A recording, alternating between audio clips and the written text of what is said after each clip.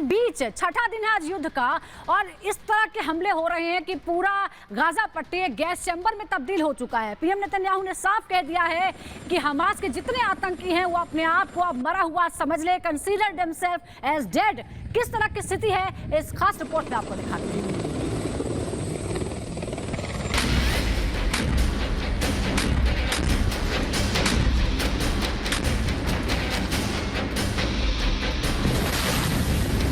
ये इजराइल का इंतकाम है। जमींदोज होती इमारतें, धुएं का गुबार, ताबड़तोड़ प्रहार और गाजा बना गैस चैम्बर।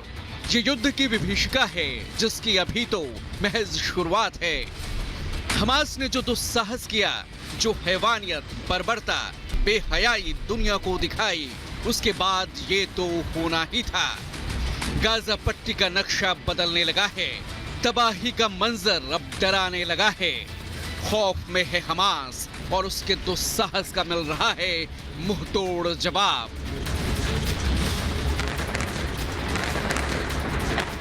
इजराइल की जोरदार बमबारी से गाजा पट्टी गैस चैम्बर बन चुका है। मलबा ही मलबा, मौत का मातम। गाजा की ऊंची ऊंची इमारतों को इजराइल निशाना बना रहा है।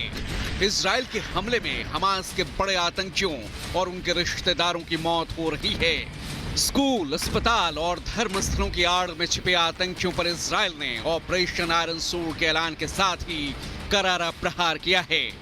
दिक्कत यह है कि हमास आम नागरिकों को ढाल की तरह इस्तेमाल कर रहा है और हमले में आतंकियों के साथ साथ आम लोगों की भी मौतें हो रही हैं।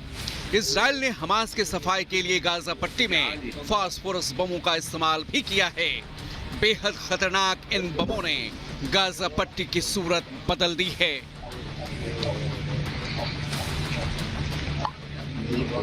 जरा देखिए इजराइल में घुसकर किस तरह हमास आतंकियों ने महिलाओं और बच्चों को निशाना बनाया था। महिलाओं से रेप, बर्बरता के साथ ही बड़ी संख्या में बंदूक की नोक पर उनका अपहरण किया गया। मकसद सिर्फ एक, इजराइल के सामने ढाल के तौर पर उनका इस्तेमाल करना। लेकिन नेतन्याहू ने साफ कर दिया है, इजराइल रुकेगा नहीं। हमास के आतंकियों को चुन चुन कर सफाया करेगा। कतर दुनिया की लार्ज गैस है। कतर में यूएस आर्मी का बेस भी है।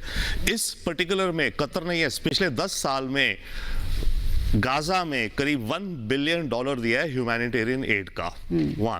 इस समय मध्यस्थता को लेकर कतर एक बात कह रहा है, वो ये कह रहा है कि मैं प्रयास करूंगा कि जो औरतें और बच्चे हैं, अपेरेंटली करीब 36 हैं जो किडनैप हुए हैं, जो विमेन एंड चिल्ड्रन हैं गाजा में हमास के पास, वो कह रहा है इन 36 लोगों को छुड़ाने के लिए प्रिजनर एक्सचेंज, क्योंकि देखिए इन पैलेस्टीनियंस मिलिटेंट्स जो हैं इजरायली जेलों में करीब 10,000 हैं।